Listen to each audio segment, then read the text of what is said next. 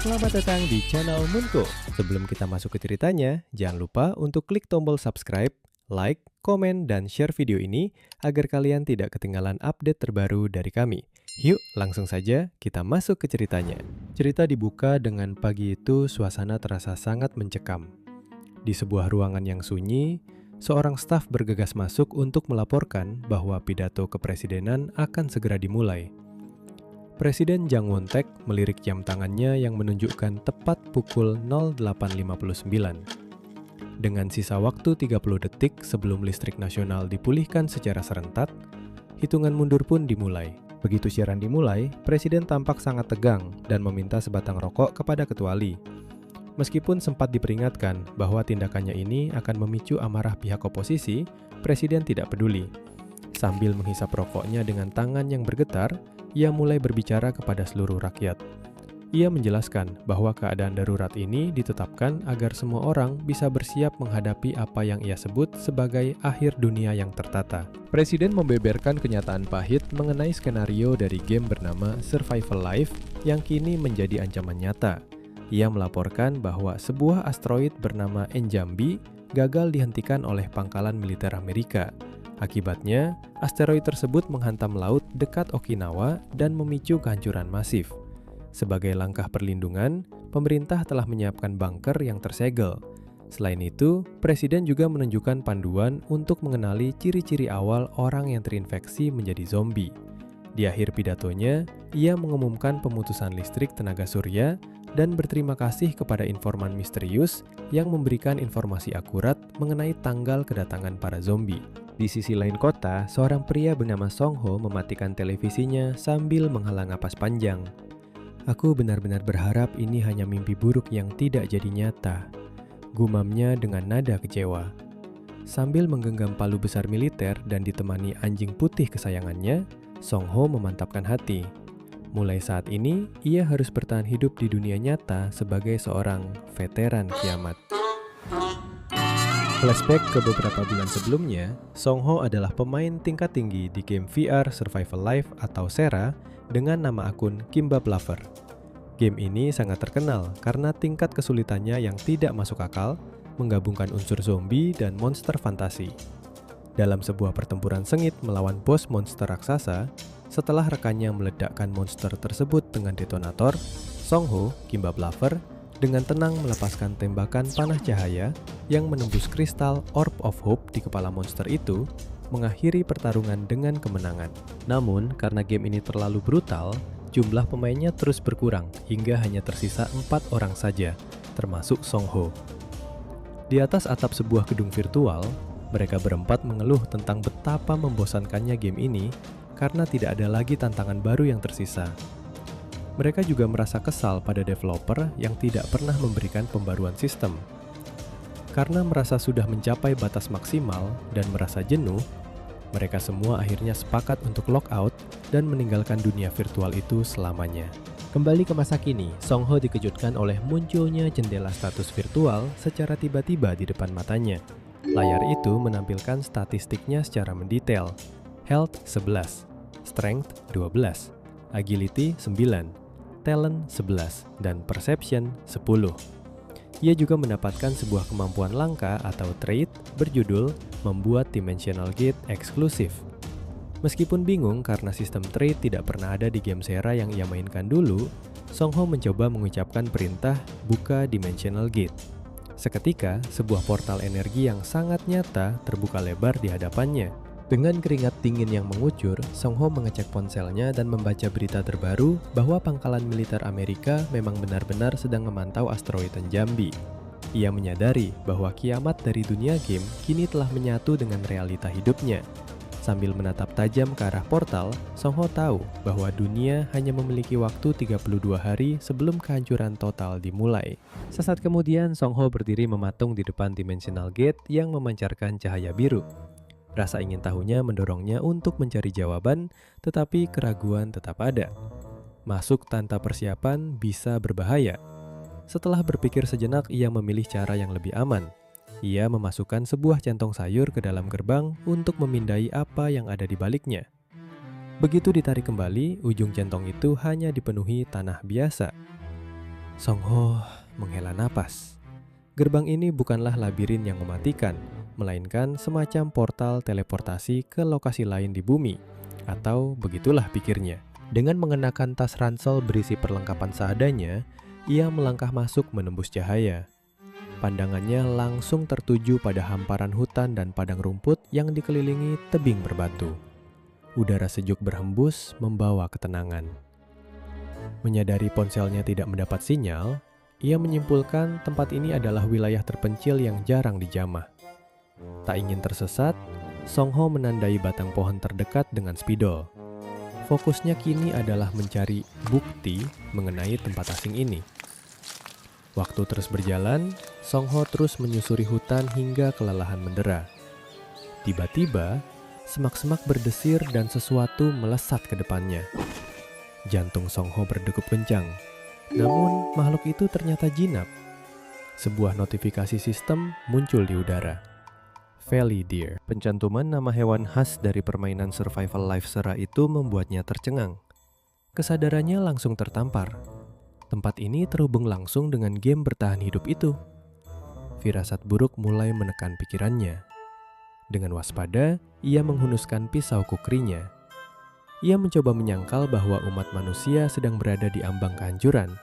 Tetapi keyakinannya seketika runtuh ketika matanya menangkap buah kuning keemasan yang bersinar pelan di sebuah dahan. Itu adalah sang apple. Dengan ragu, ia memetik dan menggigitnya. Layar sistem kembali muncul. Sun Apple mengisi sedikit stamina Anda. Efeknya sama persis seperti di dalam game. Pandangannya kemudian bergeser ke tanah, melihat kotoran goblin.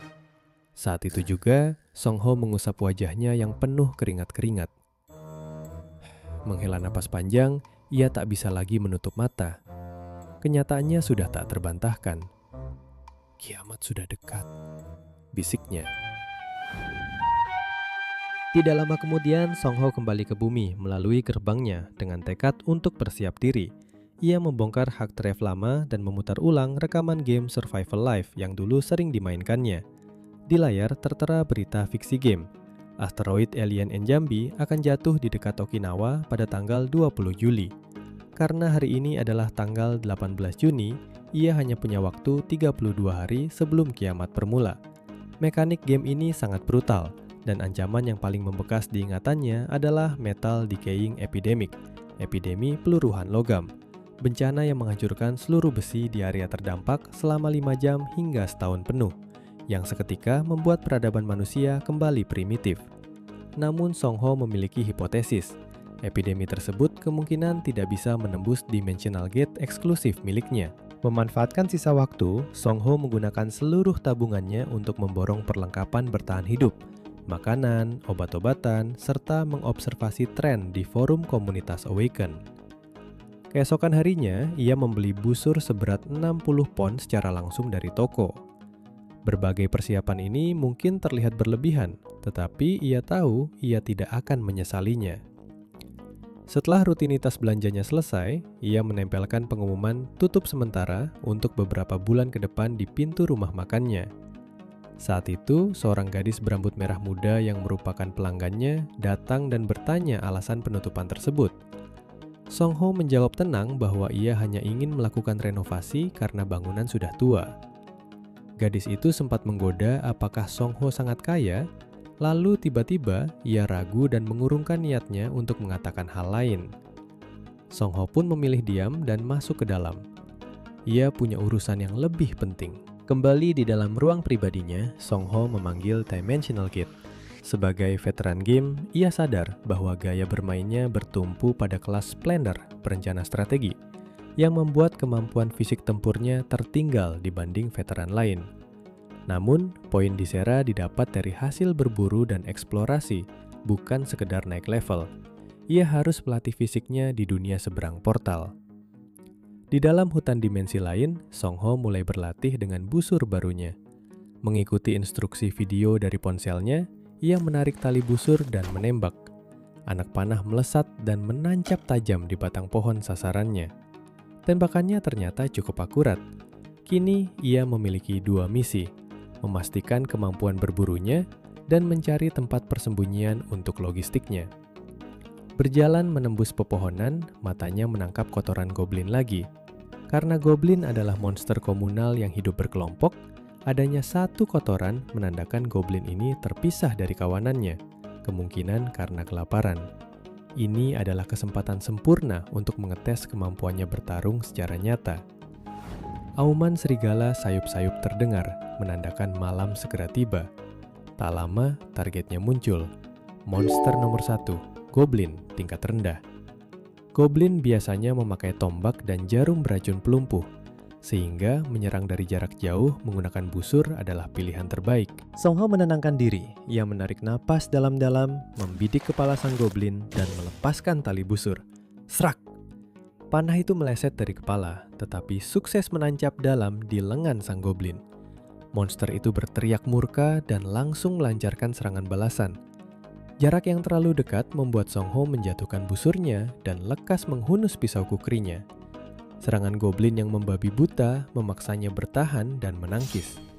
Kesal karena serangannya sempat ditahan oleh monster yang ternyata cukup ahli itu, Song Ho membiarkan sisa tenaganya mengambil alih. Ia menerjang maju, menabrak tubuh goblin dengan bahunya hingga monster itu terbanting ke tanah. Tanpa ampun, ia menancapkan pisaunya lurus ke dada sang goblin. Monster itu menggelepar dengan suara serak, lalu nyawanya melayang. Notifikasi sistem pun muncul, mendapatkan 2 poin. Rasa lega bercampur adrenalin menyelimuti Song Ho. Dari tubuh goblin, ia menemukan sebuah kantong kecil berisi bubuk jagung dan minyak sayur. Bahan yang jika digabungkan bisa menjadi obat penawar di Sera. Segera setelah itu, ia mengubur jasad goblin tersebut agar tidak bermutasi menjadi monster Bone Creeper. Song Ho kemudian berjalan mendekati sungai terdekat untuk membersihkan diri. Namun, saat ia melihat ke air, ada 2 ekor ikan forel merah berenang tenang. Wajah Song Ho memucat. Di Sera, keberadaan forel merah di lembah biasanya menandakan bulu kuduknya meremang. Song Ho perlahan menoleh ke belakang. Di tengah bayang-bayang pepohonan yang menggelap, sepasang mata merah raksasa menatapnya tajam. Makhluk berbulu lebat dengan paruh mengerikan menjulang di atasnya. Itu adalah monster Owlbear. Napas Song Ho tercekat. Matilah aku. Batinnya pasrah. Waktu kini menunjukkan 31 hari tersisa menuju. Song Ho sesaat teringat tayangan siaran langsung lamanya saat ia masih dikenal sebagai Kimbap Lover. Saat itu, dengan menggunakan headset VR, ia menjelaskan panduan tentang monster-monster yang hidup di hutan. Ia sempat mengungkapkan rasa lelahnya karena penonton merasa bosan dengan kontennya. Tiba-tiba, seorang penonton bernama Satlat mengirimkan donasi 5.000 won dengan alasan sisa uang kembalian untuk membayar boneka. Song Ho pun melanjutkan penjelasannya tentang cara menghindari Bone Creeper, serta menyebutkan bahwa ancaman terbesar di hutan adalah werewolf dan owlbear yang telah membangun wilayah kekuasaannya sendiri. Kenangan itu terasa hangat. Ia teringat komentar antusias dari Satlat, Gukbap Guy yang selalu membandingkan apapun dengan sop, serta akun berprofil anjing yang sering membuat tertawa karena selalu mengganti nickname. Kilas balik berakhir, dan Song Ho sadar kini tubuh aslinya harus bertahan hidup menghadapi owlbear nyata di hadapannya. Owlbear yang lapar akan menghancurkan segalanya, namun jika mereka terdiam, berarti mereka tidak lapar. Song Ho menyadari hal janggal bahwa monster itu marah karena wilayahnya, tempat ikan forel merah hidup, telah diinvasi. Ia tahu hanya ada satu jalan keluar. Mengandalkan pengalamannya selama bertahun-tahun, Song Ho tahu bahwa owlbear berkepala burung hantu bisa melihat dalam kegelapan, tetapi mereka lemah terhadap sinar matahari. Saat monster itu menerjang, Song Ho menciptakan efek cahaya dengan menyorotkan senter kuat lurus ke mata monster itu, membuat sang owlbear menjerit kesakitan. Di kamar, alarm berbunyi keras menunjukkan pukul 8.00 pagi. Song Ho terbangun dengan tubuh yang terasa sakit semua dan menyadari bahwa ia ketiduran sehabis lockout. Ia teringat kejadian semalam melawan goblin dan owlbear, 2 makhluk yang enggan ia temui lagi. Kakinya lemas saat ia menyadari belum makan sejak siang kemarin. Dengan sisa tenaga, ia meraih sebuah apel dari dalam tasnya. Setelah memakannya, notifikasi sistem muncul menyatakan staminanya kembali pulih berkat efek dari Sun Apple. Song Ho kemudian pergi sarapan dan secara kebetulan didatangi oleh Mi Kyung. Saat menyantap makanan, Mi-kyung bertanya apakah Song Ho sudah mencoba hal yang pernah mereka bicarakan sebelumnya, yaitu status window. Mi-kyung menunjukkan layar ponselnya, memperlihatkan berita pencurian uang kasir tos serba yang dibobol dengan cara yang tidak masuk akal. Song Ho tertawa canggung dan berbohong mengatakan sudah mencoba, tapi tidak terjadi apa-apa. Ia terpaksa berbohong karena kemampuan trait yang ia dapatkan dikhususkan untuk seorang diri, bukan kelompok. Tiba-tiba Mi-kyung menunduk dan meminta maaf karena telah berbohong tentang sesuatu. Mengetahui Mi-kyung adalah orang baik, Song Ho menenangkannya dan mengatakan bahwa ia tidak perlu menjelaskannya sekarang karena mereka masih punya waktu. Misi Song Ho hari ini adalah mencari ruang yang dapat dijadikan tempat berlindung. Ia telah mempersiapkan peralatannya, masker gas, baju APD, pepper spray, kapak pemadam, bensin, pipa, alat pemadam api portabel, dan teleskop portabel. Sesampainya di hutan, ia teringat sebuah lokasi mencurigakan saat mencari goblin. Menggunakan teleskop, ia melihat jejak kaki di depan sebuah goa dan memastikan bahwa itu adalah sarang kobold. Ia mengecek arah angin dengan daun, lalu mengumpulkan kayu bakar di depan sarang kobold yang sedang tidur dan menuangkan bensin ke atasnya. Saat Song Ho hendak menyalakan api, tiba-tiba seekor kobold keluar karena mengantuk. Song Ho tidak membuang waktu dan langsung menebas kepala monster itu dengan kapaknya. Notifikasi sistem muncul, menyatakan bahwa ia berhasil mencapai level 1 dan mendapatkan 4 poin. Fokus kembali ke sarang, Song Ho langsung melempar pemantik ke tumpukan kayu bensin tersebut untuk mengasapi mereka. Berdasarkan pengalamannya dari game Sera, ia tahu seluruh monster level bawah rentan terhadap kejadian mendadak. Biasa ada 7 kobold dalam satu kelompok, ia menunggu sisanya keluar. Menggunakan ayunan kapak yang presisi dan dibantu pepper spray untuk melumpuhkan musuh dari jarak dekat, ia menghabisi rombongan kobold itu tanpa ampun. Usai pertarungan, status Song Ho menurun karena efek kelelahan. Namun, ia mendapat kejutan menguntungkan. Naik level membuatnya membuka fitur online shop. Sambil memandangi goa sarang kobold yang berhasil direbutnya, ia bertekad untuk bersih-bersih dan menjadikan tempat itu sebagai tempat berlindung. Kini, waktu menunjukkan hanya tersisa 30 hari lagi hingga kiamat tiba. Begitu tempat perlindungan tersebut resmi menjadi miliknya, Song Ho segera mulai membersihkannya. Meskipun goa sedalam 15 meter itu terbilang sempit, ukurannya pas untuk dijadikan persembunyian pribadi yang aman. Di satu sisi, ia merasa lega. Namun di sisi lain, ada beban tanggung jawab yang mengganjal pikirannya. Berbekal peralatan bersih-bersih yang lengkap, ia menyingkirkan sisa-sisa kotoran monster kobold ke parat itu. Tanpa disangka, tugas ini jauh lebih melelahkan daripada pertarungan yang ia lewati sebelumnya. Sampai-sampai ia merasa hampir pingsan. Untungnya, keberadaan gerbang Dimensional Gate, yang bisa diakses secara bebas sangat membantunya.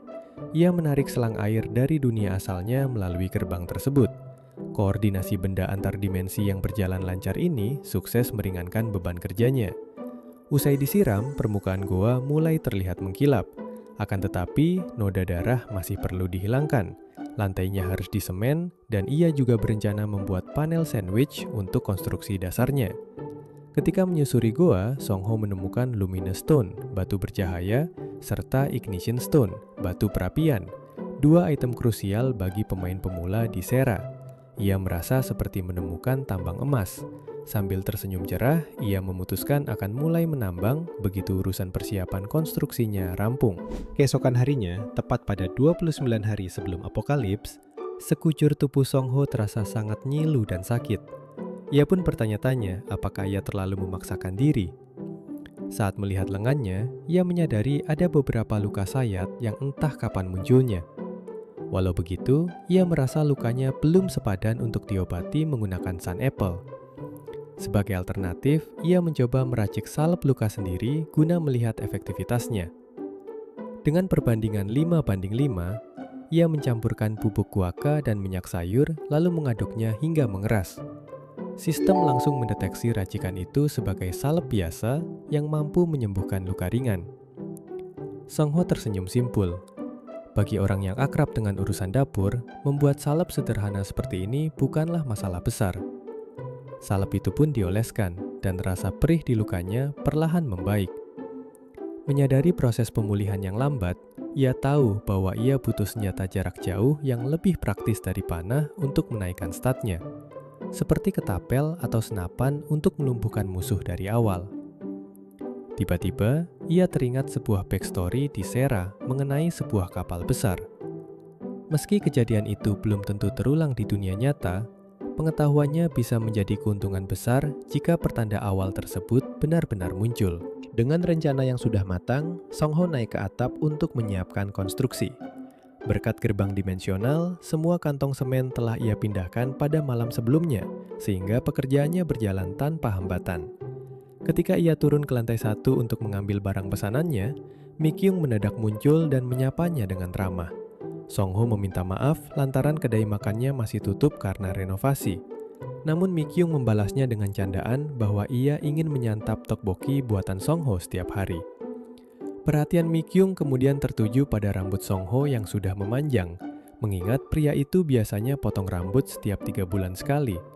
Song Ho setuju dengan tawaran Mi Kyung untuk memotong rambutnya, merasa bahwa penampilan baru mungkin ia butuhkan untuk menyambut tantangan eksplorasi ke depan. Di tempat pangkas rambut milik Mi Kyung, Song Ho meminta agar seluruh rambutnya dipangkas habis sebagai simbol awal yang baru. Meskipun sempat terkejut, Mi Kyung berjanji akan membuatnya tampil setampan mungkin. Sembari menggunting rambut, Mi Kyung menyadari bahu Song Ho yang tampak lebih lebar, yang kemudian dijawab Song Ho dengan santai bahwa ia sedang rutin berolahraga.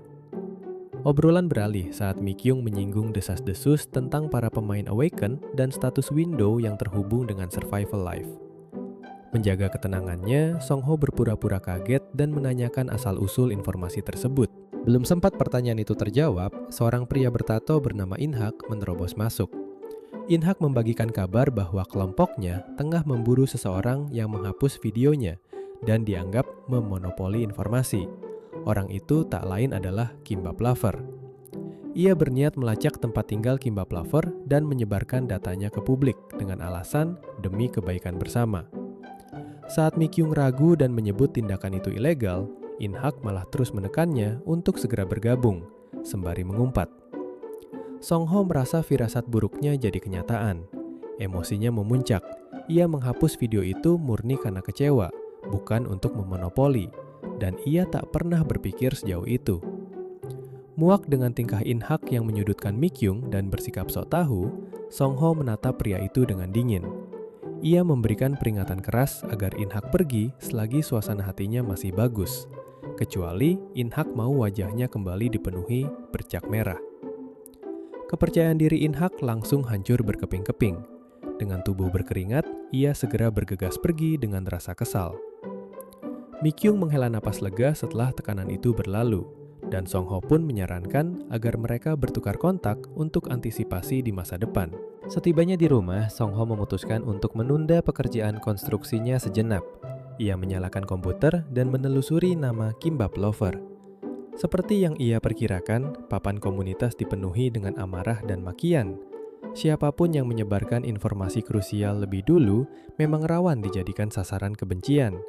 Puncak kekesalannya terjadi ketika ia menemukan akun Towing6974 yang terang-terangan melontarkan rencana jahat terhadap Mi Kyung. Meski sangat kesal, secara mengejutkan, pikirannya justru menjadi sangat jernih dan tenang.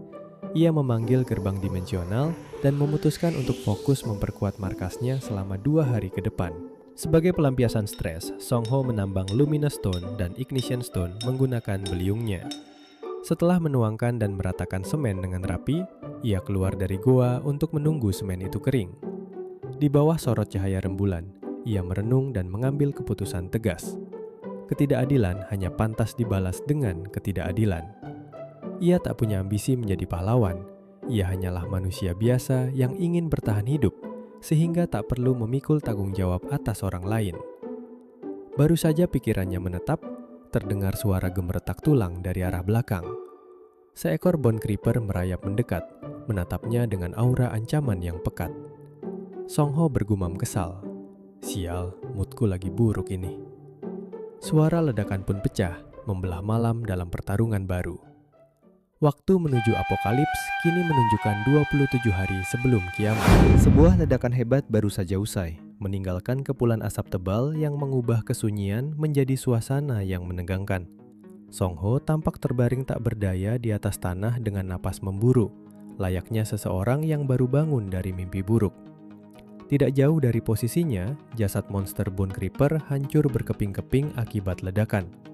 Beberapa serpihan tulang monster tersebut menancap di badannya dan memberikan rasa sakit yang amat sangat. Sambil menarik napas panjang untuk menahan perih, ia memeriksa jendela status. Sistem menampilkan bahwa ia kini berada di level 2 dengan 19 poin tersisa. Ada penurunan pada beberapa status akibat efek Weakened. Beruntung, ia tidak menderita luka fatal yang membahayakan nyawanya. Melihat notifikasi sistem, Song Ho tahu bahwa Bone Creeper itu sudah tewas. Tak ingin membuang waktu, ia segera membuka Dimensional Gate untuk berlindung di rumahnya. Meski harus menahan rasa sakit yang luar biasa, ia memaksa dirinya untuk mencabut sisa-sisa tulang yang bersarang di tubuhnya, kemudian mengoleskan salep penghenti darah dari bubuk guaka.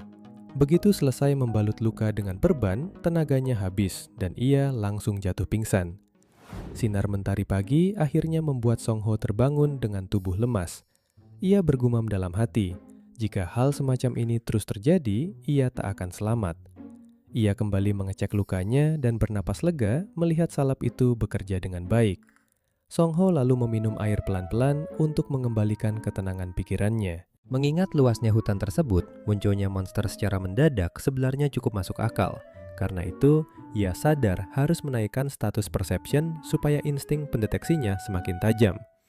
Dalam aturan game Sera, peningkatan status bisa dilakukan dengan dua cara, memperoleh poin stat dari pengalaman, atau mencari item yang mengandung stat tambahan. Ia juga ingat kalau monster level atas dapat menjatuhkan skill tertentu jika syaratnya terpenuhi. Namun kemampuannya seringkali acak, seperti skill feral, dan belum tentu pas dengan gaya bertarungnya. Song Ho makin paham bahwa modal berani saja tidak akan cukup untuk bertahan. Strategi dan persiapan adalah kunci utama. Untuk mencari item di situasi saat ini, ia mengulik petunjuk dari cerita latar, lore, sebelum insiden Silver Rain dimulai. Artinya, ada peluang baginya untuk mengamankan item langka sebelum hari kiamat benar-benar terjadi, walau risikonya adalah berhadapan dengan monster yang tangguh. Dengan penuh ketelitian, ia memeriksa riwayat kejadian dan mendapati 3 peristiwa pembuka. Kapal Rusia terakhir, munculnya Hobgoblin, dan ditemukannya jasad orc di area perkemahan Jungsanri, Gunung Jirisan, tepat pada tanggal 26 Juni jam 5 sore. Informasi ini sempat tersebar ke publik, namun langsung diredam oleh pemerintah untuk menghindari kepanikan massal. Sadar bahwa waktunya sangat mepet, Song Ho merencanakan untuk berangkat pada malam tanggal 25 Juni.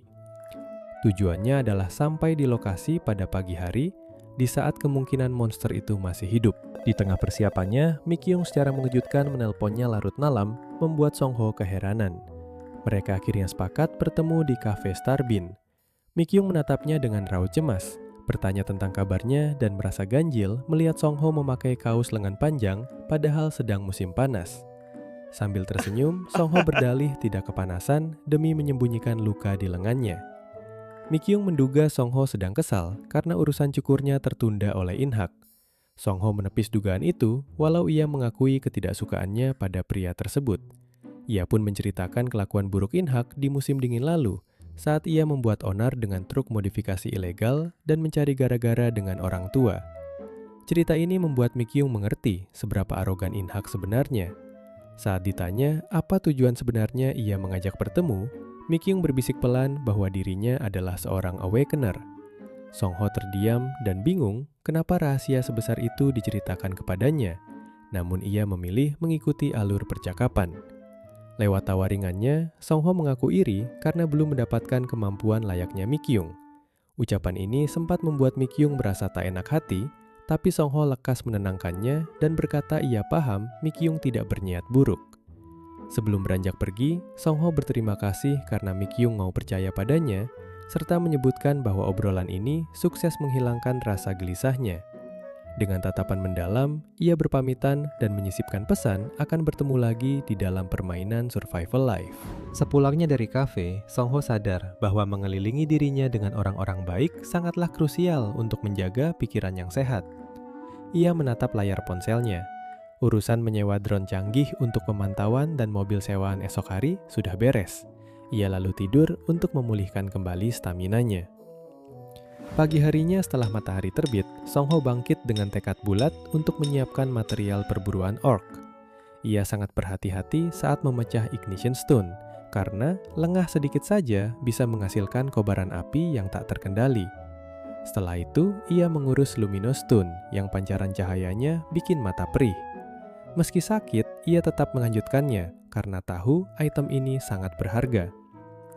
Ia kemudian menyusun peralatannya di meja, lalu mencampurkan bensin, gula, dan pelarut organik ke dalam kaleng guna memadatkan bahan peledak dan resin. Begitu persiapannya matang, ia memposisikan meja tepat di titik dimensional gate dan keluar menuju dunia nyata. Melihat bagasi mobil sewaannya yang sudah terisi penuh, Song Ho tersenyum puas karena tak rugi ia tidak berhemat untuk persiapannya. Dengan semangat yang menggebu, ia duduk di kursi kemudi lalu memacu mobilnya ke arah Gunung Jirisan. Kemunculan orc di lokasi tersebut menjadi tanda dimulainya hitungan mundur. 25 hari sebelum apokalips, kiamat datang. Menjelang tengah malam di tengah guyuran hujan lebat, Kang Song Ho memarkirkan mobilnya di area camping Jungsanri. Kondisi yang gelap dan basah justru membuatnya semakin waspada dan fokus. Sembari menunggu waktu yang tepat, ia menenangkan diri dengan menonton video latihan di ponselnya. Setelah mengecek seluruh perlengkapannya dengan teliti, Song Ho mulai bergerak tepat pada pukul 00.00 dengan mengenakan jas hujannya. Selama 2 jam menyusuri hutan, cuaca buruk dan kabut tebal sangat menghalangi pandangannya. Ia mulai merasa janggal dan menduga bahwa kemunculan monster di dunia nyata mungkin tidak terjadi kali ini, mengingat ia belum menemukan jejak apapun di sekitar area tersebut. Namun, perkiraannya salah. Terdengar raungan keras dari arah belakang yang memecah derasnya hujan, mengungkap kehadiran seekor red orc yang sedang berjalan ke arahnya. Alih-alih gentar, Song Ho justru yakin bahwa monster ini akan menjatuhkan skill berharga jika berhasil dibunuh. Ia pun menenangkan pikirannya dan berpegang teguh pada rencana yang telah disusun. Sebagai langkah awal, ia melempar suar ke tanah untuk memancing perhatian monster yang agresif tersebut. Saat sang red orc teralihkan oleh cahaya suar, Song Ho memanfaatkannya untuk melancarkan serangan kejutan. Ia bergerak cepat melewati sela-sela kaki monster itu, membuka portal dimensinya dan melempar proyektil flash fish yang seketika membutakan mata sang orc akibat kilatan cahayanya. Menyadari efek kebutaan itu hanya bertahan 20 detik, Song Ho tahu ia harus bergerak dengan sangat efisien. Sambil menyiapkan peledak lain dari dalam portalnya, ia memfokuskan pisaunya untuk melumpuhkan otot-otot sang orc terlebih dahulu. Monster itu terus ia tusuk berkali-kali di bagian tubuh dan pahanya, hingga pergerakannya semakin melambat akibat debuff. Setelah posisinya cukup aman di dekat monster yang sedang kesakitan tersebut, Song Ho langsung menjejalkan bahan peledak yang menyala ke dalam mulut red orc itu. Kepala monster itu pun langsung hancur berkeping-keping akibat ledakan. Sayangnya, Song Ho sempat lengah. Sesaat sebelum mati, dari balik kobaran api, orc tersebut masih mampu melayangkan pukulan telak yang membuat Song Ho terlempar jatuh. Sambil menahan sakit, ia merutuki kecerobohannya sendiri dan bahkan sempat mengira ajalnya telah tiba. Syukurlah, monster itu akhirnya benar-benar tumbang. Layar sistem kemudian menginformasikan bahwa Song Ho naik ke level 3, mendapat tambahan 10 poin, serta meraih skill baru bernama Thirst for Survival. Dengan sisa tenaganya, ia bangun untuk memungut item yang dijatuhkan. Di tengah hujan lebat itu, ia sangat terbantu karena menemukan sebuah jam tangan drop yang memberi tambahan status perception plus 2. Song Ho kemudian dihadapkan pada dilema terkait bangkai orc tersebut. Mengingat kasus mutan di Jirisan yang ditutupi oleh pihak berwenang, menyebarkan fakta keberadaan monster ini rasanya sia-sia. Ia teringat kata-kata Mikyung bahwa kemungkinan ada ribuan Awakener di luar sana, dan orang-orang licik seperti Inhak pasti akan memanfaatkan skill mereka demi kepentingan pribadi yang berujung pada kekacauan hukum. Di sisi lain, membiarkan mayat monster itu berserakan bisa membuatnya bermutasi menjadi bone creeper yang berbahaya. Belum lagi adanya risiko infeksi spora yang bisa mengubah manusia, bahkan seorang Awakener, menjadi zombie. Akhirnya Song Ho memutuskan untuk menyeret mayat itu ke dalam portalnya demi mencegah dampak buruk di dunia nyata. Di dalam dimensi pribadinya, rasa lelah yang ekstrim secara otomatis memicu aktifnya skill Thirst for Survival. Kemampuan ini meningkatkan kekuatan dan pemulihan fisiknya secara drastis, sehingga ia bisa menggali lubang dan menguburkan monster itu dengan cepat. Setelah tugasnya beres, ia buru-buru masuk ke mobil karena sadar efek dari skill ini akan membuat tubuhnya melemah total saat durasinya habis. Keesokan harinya, Song Ho bersantai di rumah dan merasa lega saat melihat berita. Tidak ada hal mencurigakan yang dilaporkan, yang berarti jejak pertarungannya semalam telah dihapus oleh sistem. Ia pun menyibukkan diri dengan membuka paket peralatannya yang baru tiba. Ia merasa sangat senang saat memegang Indian War Club miliknya, mengingat senjata ini bisa dibawa bolak-balik antara dunia nyata dan dimensi game. Walaupun begitu, ada sedikit kekecewaan karena pesanan senjata ilegalnya tertahan oleh bea cukai. Tak lama kemudian, pintu rumahnya diketuk berulang kali. Saat Song Ho membukanya, ia cukup terkejut melihat Mi Kyung berdiri di depan pintu. Gadis itu dengan tersipu gugup mengaku ingin membicarakan sesuatu karena sudah lama tidak berjumpa, lalu mengajaknya makan hidangan tteokbokki yang sudah ia bawa. Hari itu pun berlalu, menyisakan tepat 24 hari sebelum apokalips benar-benar dimulai. Saat Song Ho dan Mi Kyung menikmati hidangan tteokbokki, suasana terasa agak canggung namun hangat. Song Ho sempat salah tingkah, tapi buru-buru menepis pikiran romantisnya saat Mi Kyung menjelaskan niat sebenarnya. Ia ingin bertukar informasi mengenai game Sera. Menyadari kiamat sudah di depan mata, Song Ho pun setuju bahwa menjalin kerjasama informasi dengan orang baik adalah langkah yang cerdas. Ketika Mi Kyung keluar sebentar untuk membuang sampah, Song Ho sigap menyiapkan laptopnya. Ia berniat membagikan data krusial tanpa membongkar rahasianya sebagai seorang awakened. Sekembalinya Mi Kyung, Song Ho langsung menjabarkan soal metal decaying epidemic, risiko berkumpul lebih dari 6 orang yang bisa memancing deteksi zombie, serta betapa vitalnya atribut perception. Mi Kyung mencatat dengan saksama dan sepakat bahwa persepsi adalah kunci utama untuk bertahan hidup. Tepat saat Song Ho hendak membeberkan penemuan penting lainnya, obrolan beralih ke sosok pemain bernama Kimbap Lover yang dihujat karena pelit informasi. Mi Kyung berpendapat bahwa tiap orang pasti punya motif tersendiri. Sebagai contoh, ia memperdengarkan rekaman suara dari Oh In Hak yang arogan dan mengancam saat Mi Kyung menolak ajakannya masuk party. Mendengar rekaman itu, Song Ho memperingatkan Mi Kyung untuk selalu waspada dan tidak mudah percaya pada siapapun saat tatanan hukum dunia hancur nanti. Alih-alih takut, Mi Kyung justru mengajak Song Ho untuk membentuk party bersama. Ajakan ini membuat Song Ho bimbang sebab target utamanya adalah mencapai level 10 di masa tutorial untuk membuka fitur toko. Karena sistem game menyesuaikan tingkat kesulitan monster dengan level pemain, nyawa Mi Kyung bisa terancam jika memaksakan diri ikut bersamanya. Song Ho pun menolak secara halus dengan dalih ia bisa saja terinfeksi menjadi zombie. Menanggapi hal itu, Mi Kyung malah memamerkan kemampuannya, trait, blink, dengan berpindah tempat secara kilat, membuktikan ia sanggup menghindar dengan mudah. Ia menunjukkan kekuatan itu sebagai bentuk rasa percaya, berharap mereka tetap bisa saling bahu-membahu meski tak berada dalam satu tim. Sesudahnya, Song Ho kembali masuk ke dimensi pribadinya untuk memperkuat perlindungan markas. Ia mendirikan tiang, melilitkan kawat berduri, dan menempatkan sensor inframerah.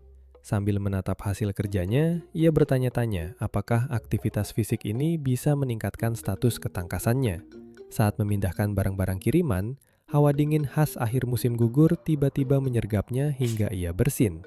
Sadar bahwa ia harus segera menetap di sana, Song Ho merasa butuh pemanas ruangan dan pintu sungguhan, tak sekedar tirai penutup biasa. Ia pun bergegas mampir ke bengkel kayu untuk memesan perlengkapan tersebut, yang membuat daftar tugasnya makin panjang. Dalam perjalanan pulang, tinggal 5 jam sebelum penyebaran epidemi peluruan logam, Song Ho meninjau ulang agendanya untuk mampir ke toko perkakas, apotik, dan bengkel motor. Fokusnya buyar saat berpapasan dengan Oh Hyung Jun, kenalan di gym lamanya yang berjuluk Protein Monster. Hyung Jun yang menyadari tubuh Song Ho kembali berotot mendapat jawaban santai bahwa itu adalah hasil kerja keras merenovasi bangunan. Namun, raut Hyung Jun berubah serius saat mengeluhkan dunia yang seolah mau kiamat. Ia mengaku mulai mempercayai desas-desus soal status Windows dan kekuatan super setelah melihat sendiri seorang anggota gym melayang di udara dan berencana pergi ke stasiun TV demi mendapat jackpot. Mendengar itu, Song Ho bergumam dalam hati bahwa eksistensi para Awaken memang akan segera terkuak ke hadapan publik. Ketegangan memuncak saat Hyung Jun menyinggung soal insiden penembakan di Yeouido hari itu. Song Ho yang tertinggal berita dibuat kaget dan panik.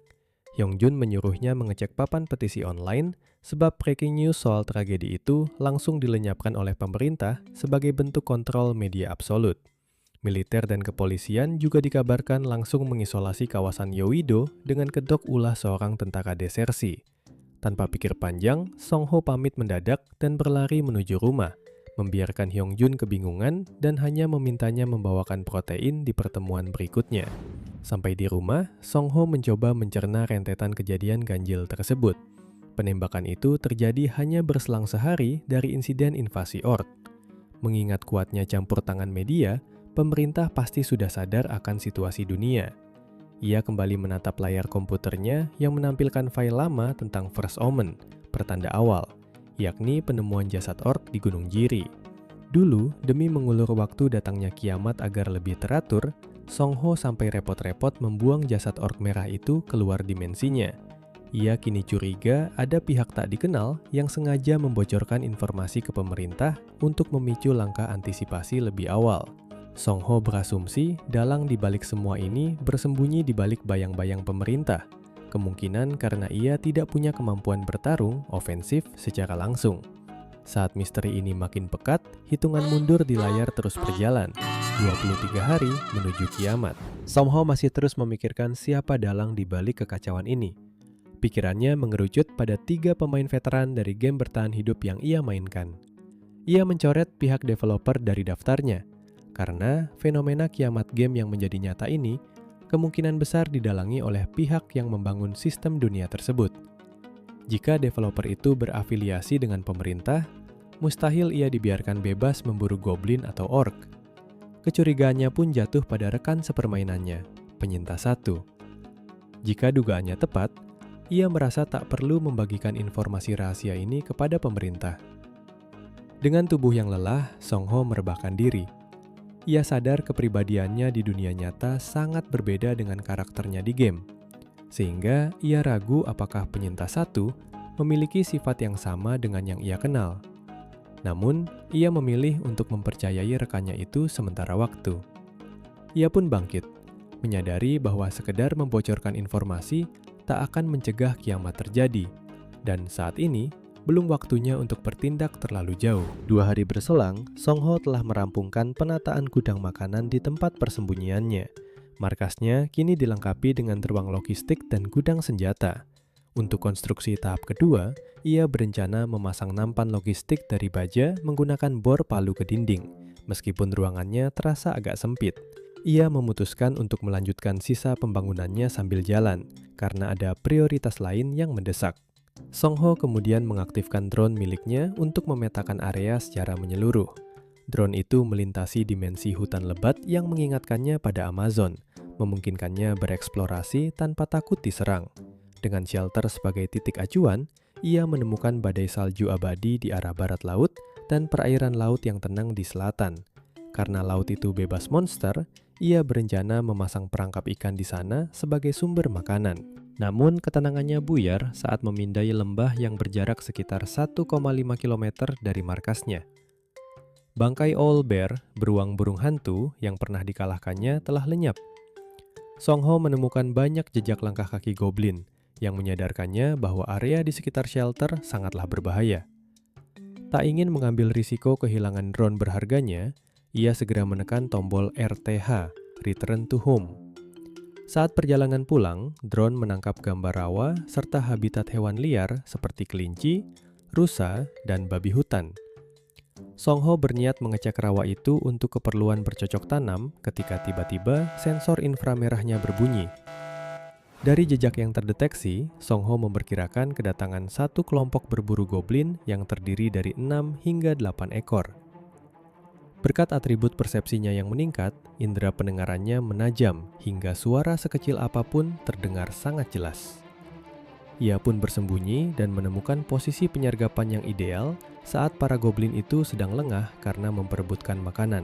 Xiongho melepaskan anak panah yang langsung menewaskan salah satu goblin.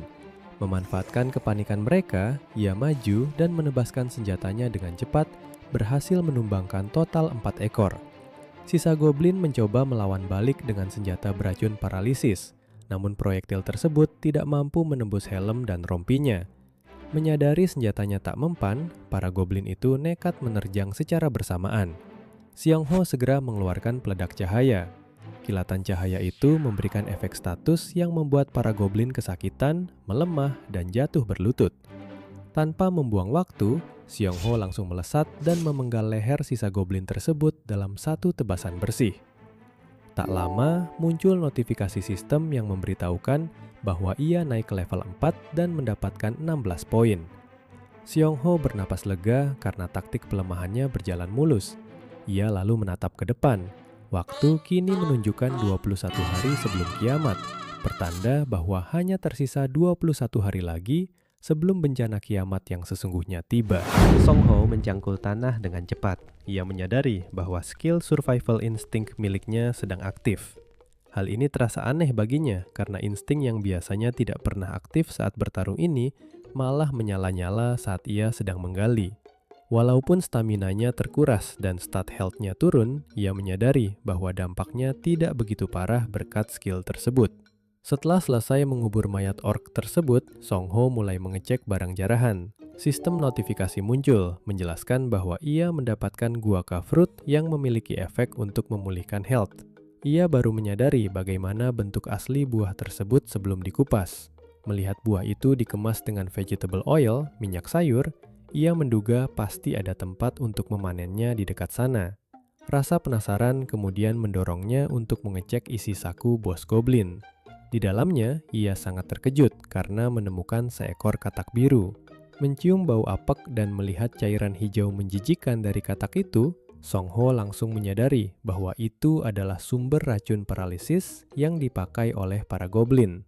Xiongho memutuskan untuk membawa katak itu pulang. Dengan memeliharanya, ia bisa memanen racun paralisis sendiri, meningkatkan resistensi racun di tubuhnya, dan mempermudah perburuannya di masa depan.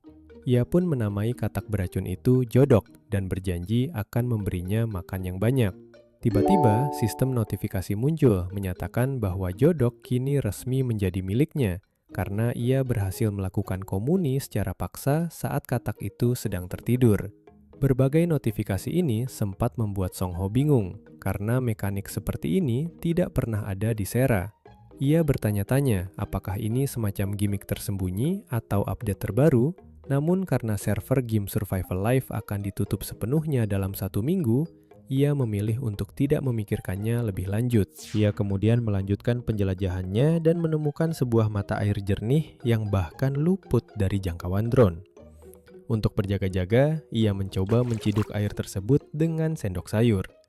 Saat dirasa aman dan ternyata hanya air biasa, perasaannya menjadi lega karena masalah air minumnya kini teratasi tanpa harus repot pergi ke rawa. Di sekitar mata air itu, dugaannya benar. Ia menemukan pohon guaca dan tunas vegetable oil. Xiongho segera memetik buah guaca dan memanen tunas vegetable oil dalam jumlah sedang, serta menyisakan beberapa untuk cadangan. Ia tidak lupa meninggalkan tanda di mana-mana agar kelak tidak lupa jalan kembali ke mata air tersebut sebelum akhirnya pulang.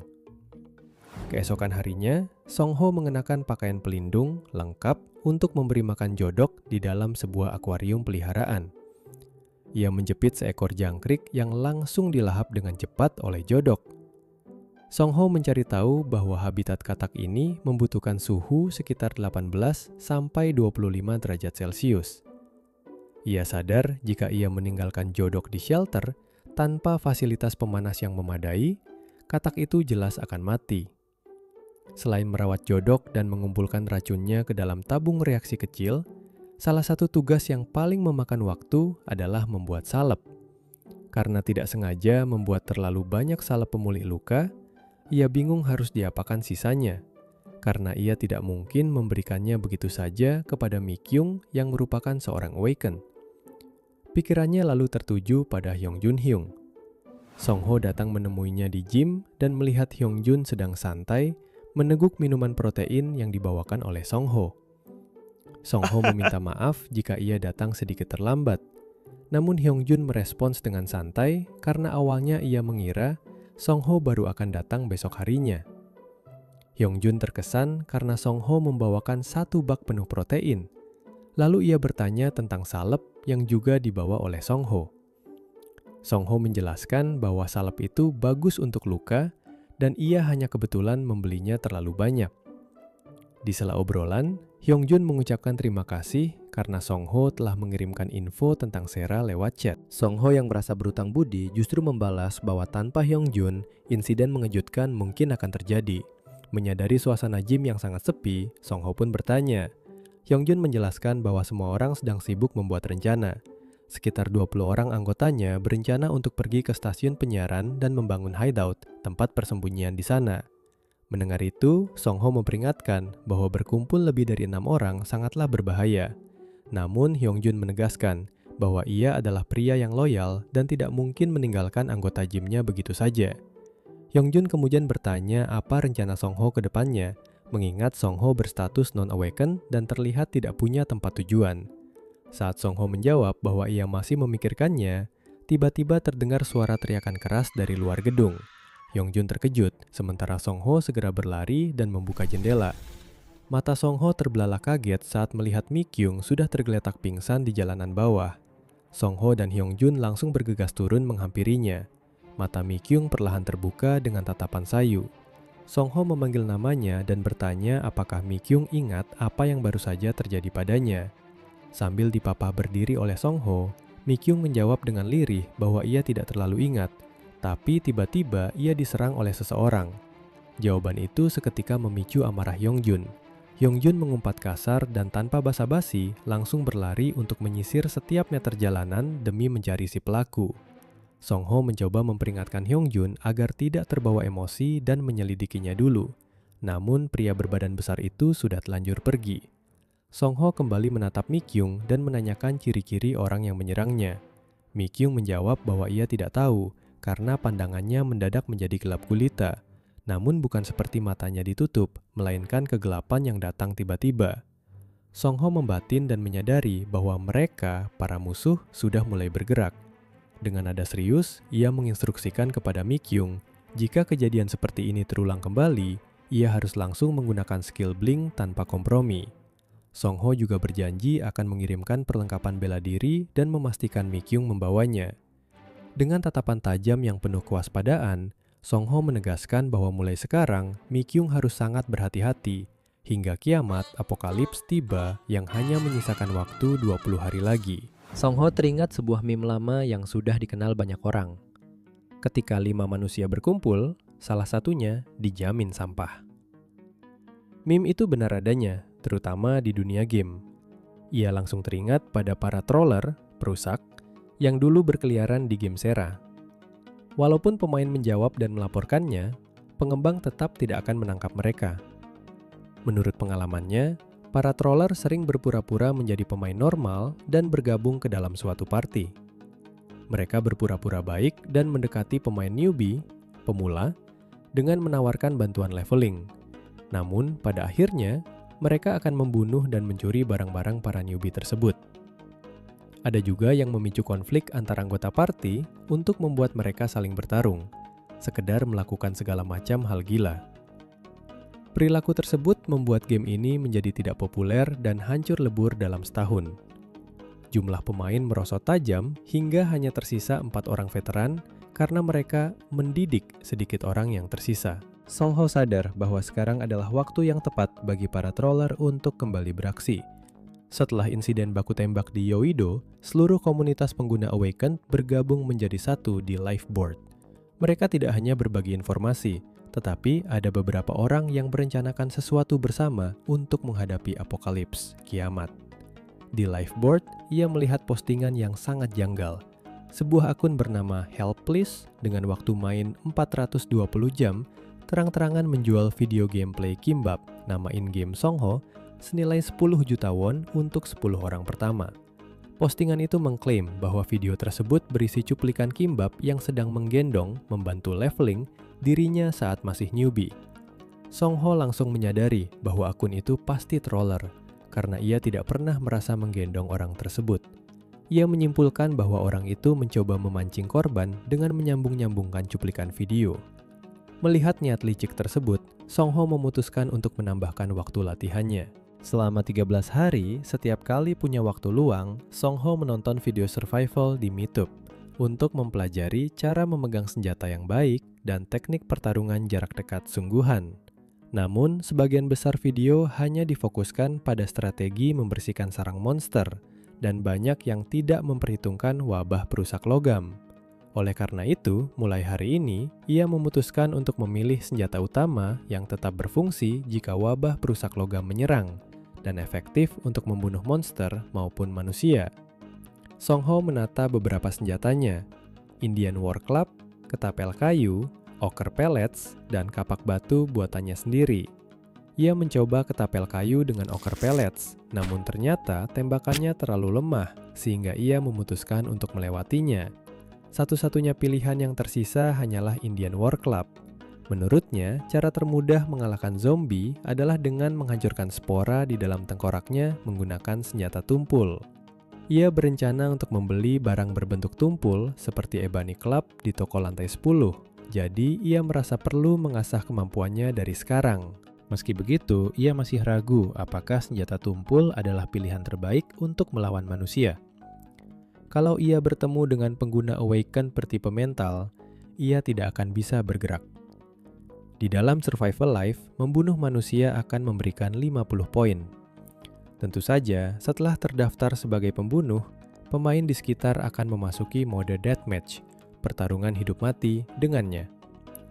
Walaupun murderer system mencegah pemain menyalahgunakan PK, player kill, tetap saja ada banyak orang yang ingin membunuh pemain lain hanya demi poin.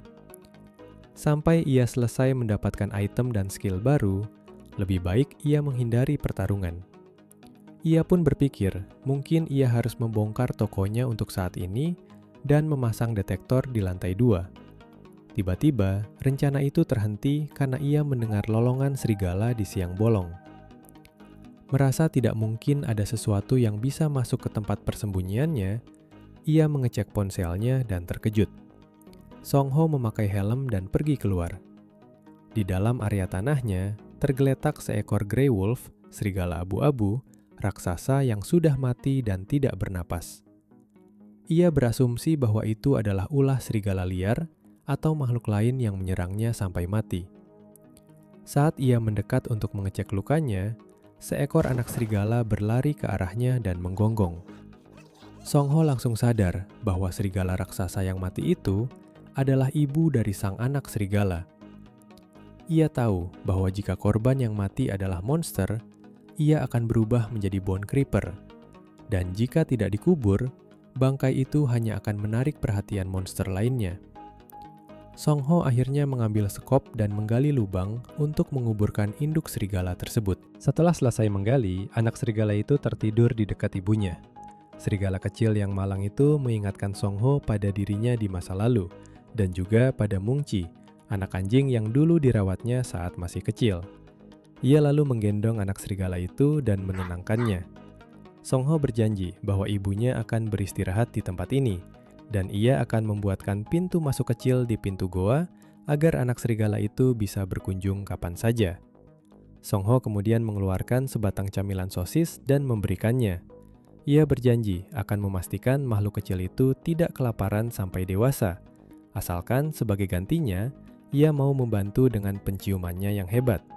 "Setuju? Mau ikut bersamaku?" tanyanya. Anak serigala itu menggonggong riang tanda setuju. Song Ho mengusap kepalanya dan memberinya nama Dingo. Sistem seketika memunculkan notifikasi bahwa ia telah menamai dan berhasil berkomunikasi dengan Grey Wolf. Dan kini, Dingo resmi menjadi miliknya. Waktu menunjukkan 19 hari sampai kiamat. Apokalips tiba. Di atap rumah, Song Ho membawa Dingo bersamanya. Udara terasa lebih ringan saat ia memanggil nama Dingo dan menanyakan apakah ia sudah siap untuk latihan. Ada nada harap dalam suaranya, seolah ingin memastikan bahwa mereka akan melangkah bersama. Song Ho meminta Dingo mengulang perintah yang telah diajarkan sebelumnya. Dingo menanggapi dengan gonggongan kecil penuh semangat. Ia memberikan kaki depannya, berputar saat diperintah, duduk, dan menunduk sesuai instruksi. Dengan suara pelan, Song Ho mengisyaratkan agar Dingo tetap diam. Setelah rangkaian latihan selesai, Song Ho merogoh sakunya, mengambil camilan berbentuk tulang, dan melemparkannya ke udara. Dingo melompat ke atas kardus dan menangkap camilan itu dengan tepat. Hati Song Ho dipenuhi rasa kagum karena naluri hewan itu sangat luar biasa dan kerjasama mereka mulai terbentuk. Ia mengusap kepala Dingo, merasa bersyukur telah bertemu makhluk yang terasa seperti hadiah di tengah hari-hari menuju kiamat, lalu memeluknya erat. Tiba-tiba ponsel Song Ho berbunyi. Ada pesan dari Hyung Jun yang memintanya mencari informasi tentang kemampuan melayang di internet. Rasa penasaran mendorong Song Ho untuk menonton tayangan tentang manusia super pertama yang memperingatkan bahwa zombie dan monster akan segera muncul membawa kehancuran. Dalam siaran khusus pada tanggal 2 Juli pukul 10 pagi, pria itu mengklaim bahwa dalam beberapa bulan, umat manusia akan terinfeksi dan berubah menjadi zombie akibat permainan bertahan hidup. Song Ho membaca tanggapan dari berbagai pihak, mulai dari orang biasa hingga para mutan. Komentar-komentar tersebut saling bertolak belakang. Ia menarik napas pelan, menyadari situasi yang ironis. Banyak orang yang mengeluh karena kurangnya informasi yang dibagikan. Namun mereka justru marah ketika informasi tersebut tersebar. Meski begitu, ia tetap penasaran bagaimana pihak berwenang akan menanggapi hal ini. Song Ho sadar bahwa pertanda kedua bisa muncul kapan saja. Setelah insiden Hobgoblin, ia yakin akan menyaksikan sendiri langkah yang diambil pemerintah. Namun untuk sekarang, ada hal yang lebih penting menanti. Song Ho memanggil Dingo dan menyampaikan bahwa mulai saat ini, mereka harus mulai menjelajah. Dingo menjawab dengan gonggongan penuh semangat. Beberapa saat kemudian, Song Ho dan Dingo memasuki dimensi lain. Suasana yang asing namun menantang langsung terasa. Song Ho tahu tempat ini akan menjadi ujian penting bagi mereka. Dia memulai latihan dengan memberikan sebuah benda kepada Dingo dan memintanya untuk melacak jejak aroma benda tersebut. Dingo bergerak cepat mengikuti sisa bau dan berhasil menemukan titik-titik yang telah ditandai. Song Ho terkagum melihat kemampuan Dingo yang jauh melampaui bayangan awalnya, yang sekaligus memberinya rasa aman. Latihan berikutnya berjalan lebih serius. Song Ho ingin melihat apakah Dingo bisa tetap tenang saat mendekati pertarungan yang nyata. Dengan isyarat tangan yang pelan tapi tegas, Dingo menjadi fokus. Tubuhnya melesat ke arah seekor kelinci yang sedang makan. Dingo bersembunyi, lalu menerkam mangsanya dengan sangat cepat.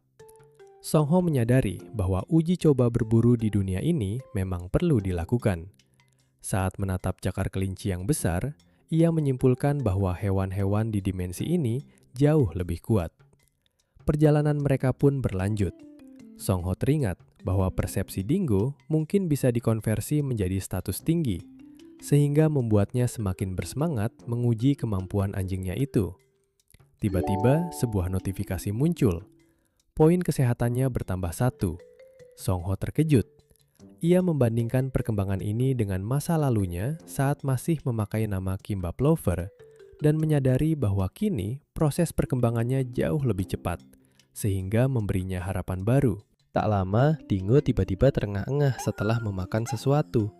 Song Ho segera membawakan air dan menegurnya agar tidak makan sembarangan di hutan. Ternyata Dingo memakan cabai bell pepper. Song Ho merasa heran sekaligus antusias menyadari bahwa tanaman cabai tersebut ada di dimensi ini. Dengan semangat baru, Song Ho menggali tanah untuk memanennya dan berjanji memberi camilan yang lebih lezat untuk Dingo. Setelah selesai, mereka melanjutkan perburuan terakhir di dekat aliran air.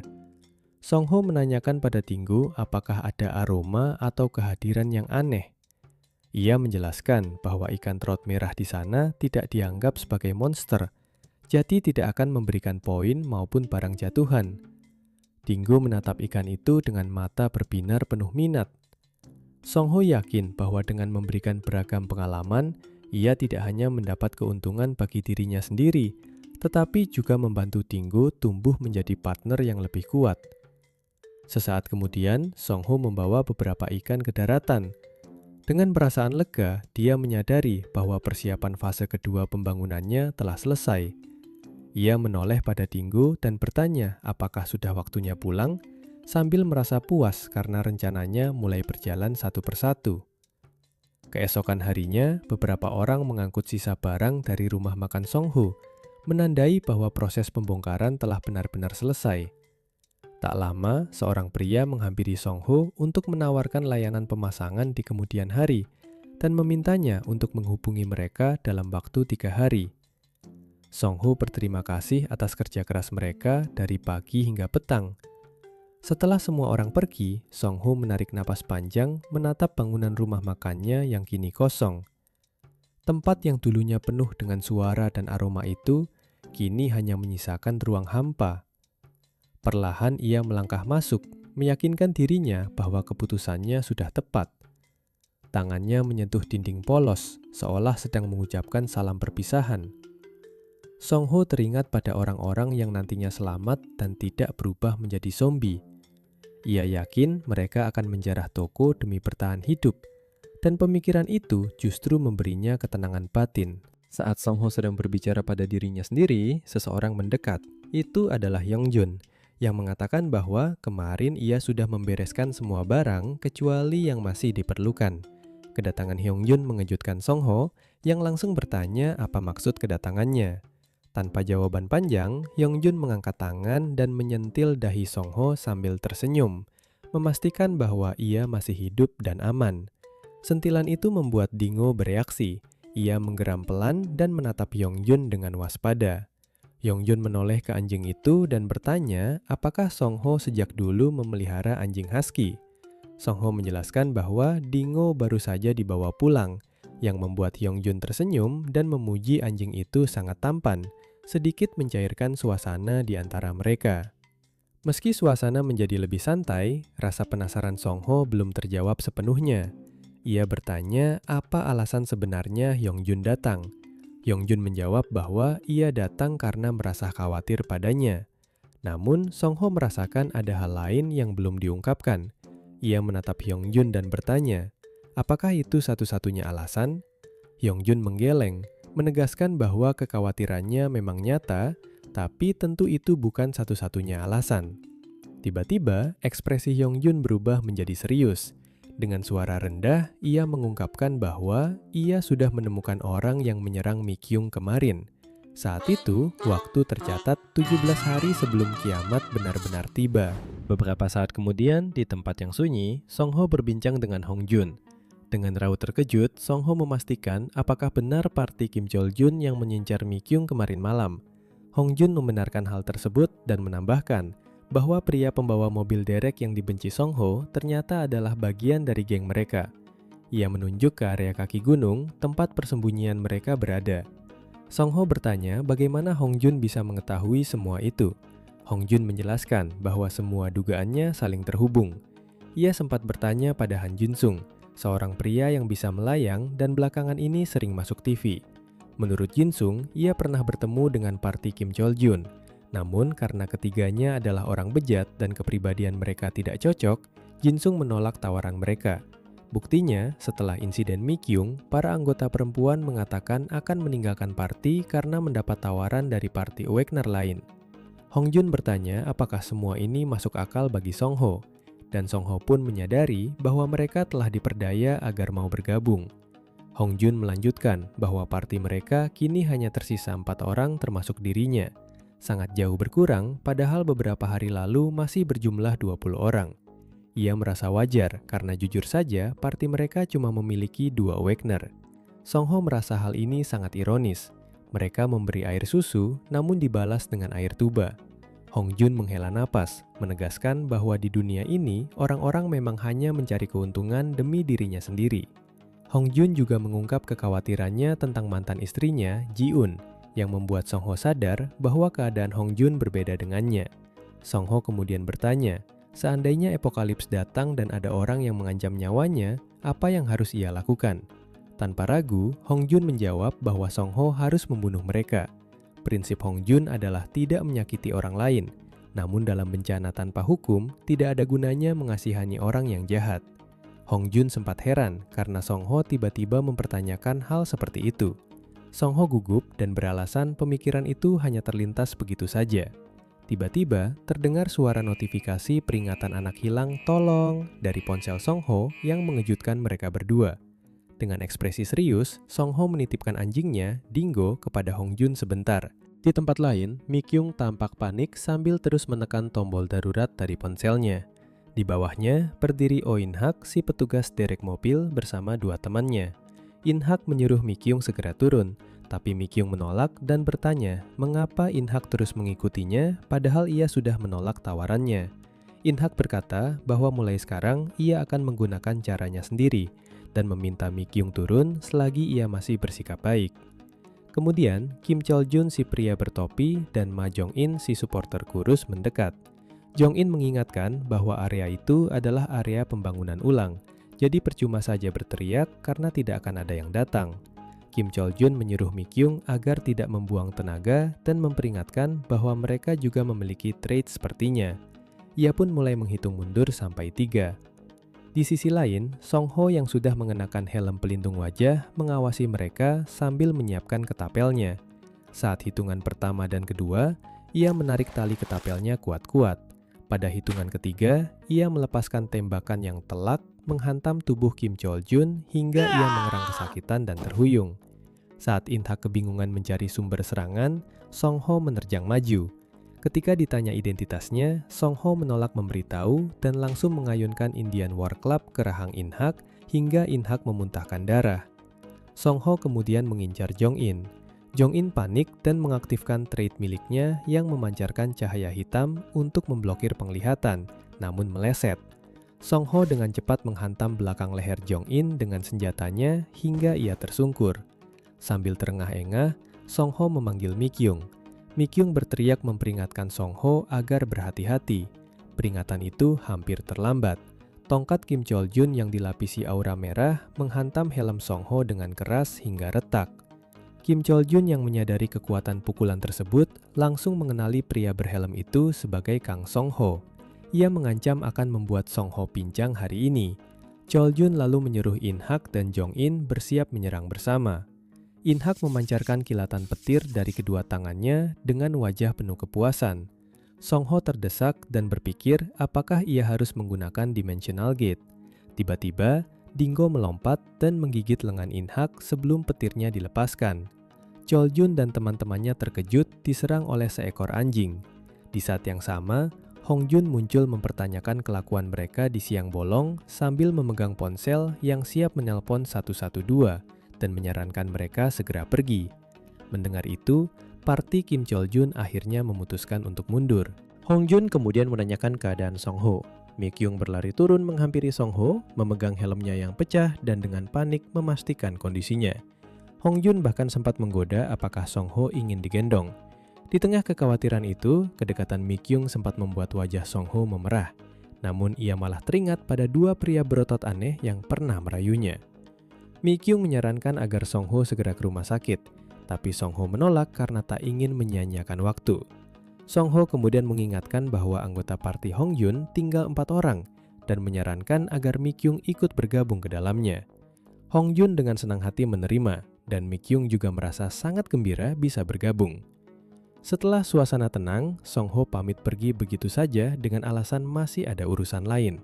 Sikapnya yang mendadak dingin membuat Hong Jun keheranan dan Mi Kyung pun kebingungan. Setibanya di rumah, Song Ho menata kembali pikirannya dan memajukan persiapan tahap kedua. Penyerangan gegabah tanpa persiapan tadi menyadarkannya bahwa hal seperti itu tidak boleh terulang. Meskipun melihat mereka berdua membuat Song Ho merasa ingin membuka rahasia kemampuannya, sayangnya pilihan itu tidak memungkinkan. Untuk memaksimalkan keuntungan dari Dimensional Gate, Song Ho tahu bahwa ia harus naik level dengan cepat, mendapatkan banyak skill, dan terus farming agar kelak ia bisa menghancurkan musuh hanya dengan kekuatan item. Bentrokan dengan parti Kim Chol Jun tadi memberinya realita yang lebih keras. Jika ia menjalankan persiapan apokalips sesuai rencana, selisih kekuatan mereka bisa terpaut 3 level atau lebih. Hal ini akan membuat monster yang respawn di sekitarnya menjadi jauh lebih kuat, sehingga akan sangat sulit baginya untuk membuat party bersama Mikyung dan Hongjun. Di tengah malam, pekerjaan Songho memasang tungku pembakar kayu di markasnya akhirnya selesai. Kini ia bisa tidur tanpa kedinginan. Melihat Dingo tertidur pulas di lantai, Songho mensyukuri bahwa anjing itu juga menyukainya. Dengan barang-barang tersisa yang akan segera datang, persiapan awal markas hampir selesai sepenuhnya. Karena sudah sejauh ini, Songho memutuskan untuk begadang malam itu, terus bersiap hingga apokalips benar-benar tiba. Beberapa saat kemudian, sebuah siaran televisi mengabarkan perkembangan terbaru terkait asteroid Njambi. Badan Antariksa HSA menyebutkan bahwa objek tersebut kini telah mencapai separuh perjalanan dari tata surya asalnya dan diawasi ketat oleh para ahli. Situasi berubah tegang ketika Njambi dilaporkan terbelah menjadi dua, alfa dan beta, akibat pengaruh gravitasi Jupiter.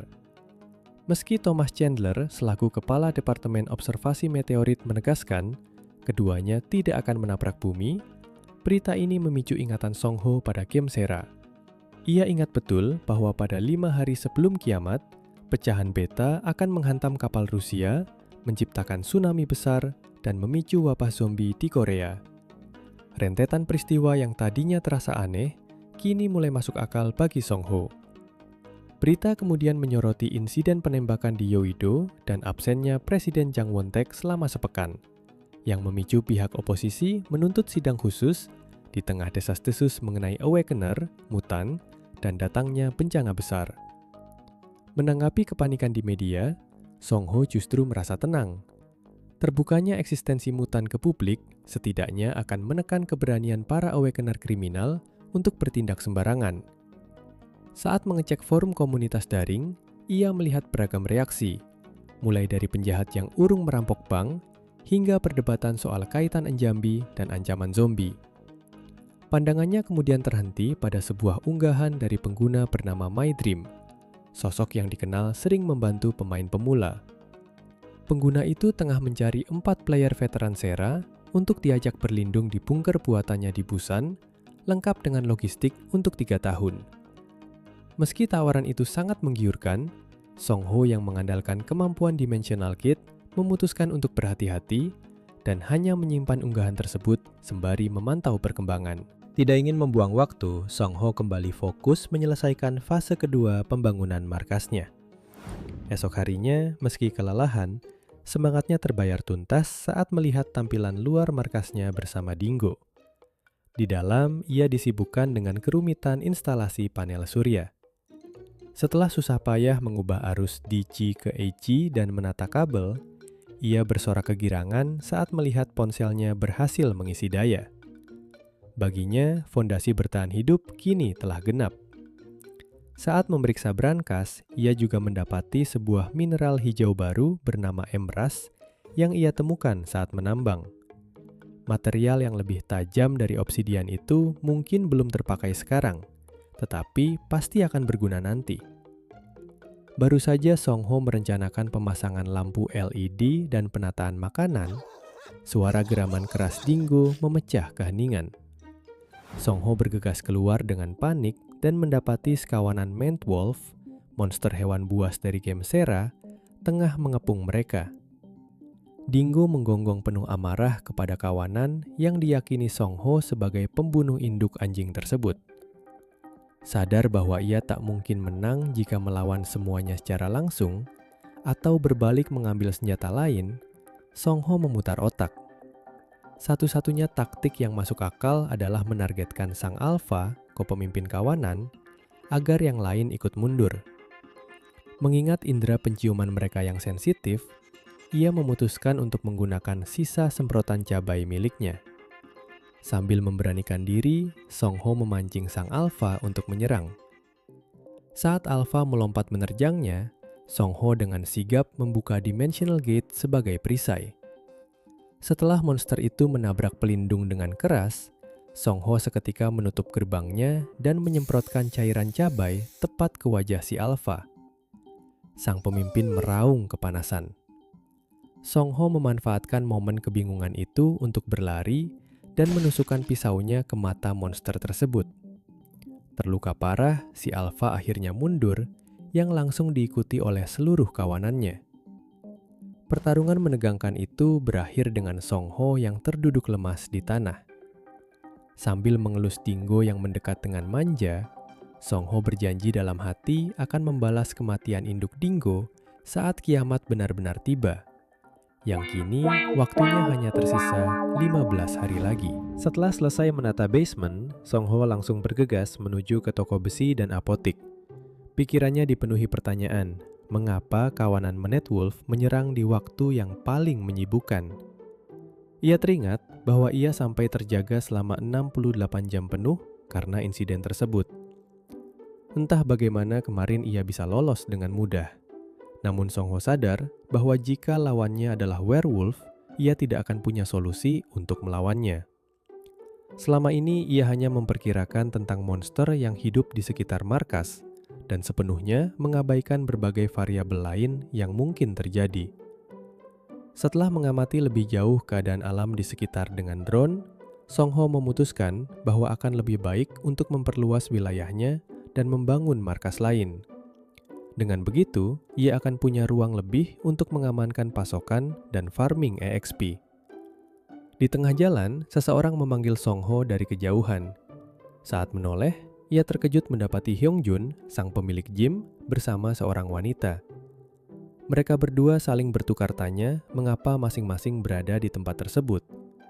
Song Ho beralasan hanya ingin membeli sesuatu. Sementara Hyung Jun dengan curiga menebak bahwa Song Ho tidak mungkin datang untuk membeli senjata di toko besi. Hyung Jun kemudian menjelaskan bahwa anggota gymnya yang bersamanya itulah yang ingin membeli senjata. Hyung Jun sudah mencoba menunjukkan catatan tentang metal decaying epidemic, epidemi peluruhan logam, pada wanita itu, tetapi ia tidak mempercayainya. Wanita tersebut terus menatap Song Ho tanpa mengucapkan apapun. Hingga tiba-tiba, ia mengingat Song Ho sebagai pemilik restoran tteokbokki. Setelah Song Ho membenarkannya, wanita itu takjub melihat atmosfer Song Ho yang kini berubah drastis. Ia pun menyerahkan kartu nama dan memperkenalkan diri sebagai Jo Suyon. Song Ho terkejut saat melihat kartu nama tersebut dan menyadari bahwa Suyon adalah seorang dokter magang di rumah sakit Calypso. Mengetahui profesi Suyon sebagai dokter, Song Ho memutuskan untuk mengajarinya pengetahuan umum mengenai survival era, persis seperti yang ia ajarkan pada Hyung Jun dan Mi Kyung.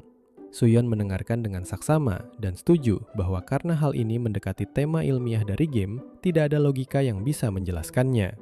Suyon kemudian menanyakan satu hal yang mengganjal. Ia menebak apakah Song Ho sebenarnya adalah seorang awakener. Song Ho tertawa canggung dan menyangkalnya. Tetapi di dalam hati, ia keheranan mengapa intuisi wanita itu sangat tajam, sama seperti yang dirasakan Mi Kyung sebelumnya. Suyon berterima kasih karena penjelasan Song Ho dirasa sangat meyakinkan dan bisa dipercaya. Ia menilai bahwa tingkat pemahaman Song Ho dan sang pemilik gym sangat berbeda. Suyon pun mengulurkan tangannya dan mengajak Song Ho berteman. Keesokan harinya, Song Ho sedang bersiap dan memasang bilah tombak ke tangkainya dengan puas. Dengan selesainya senjata tersebut, persiapan peralatan utamanya telah usai. Ia kemudian memanggil Dingo dan mengelus kepalanya, lalu berkata bahwa hari ini mereka akan membalaskan kematian induknya. Bahkan jika itu bukan untuk balas dendam, siapapun yang mengetahui letak markas mereka harus ditemukan dan dibunuh secepatnya.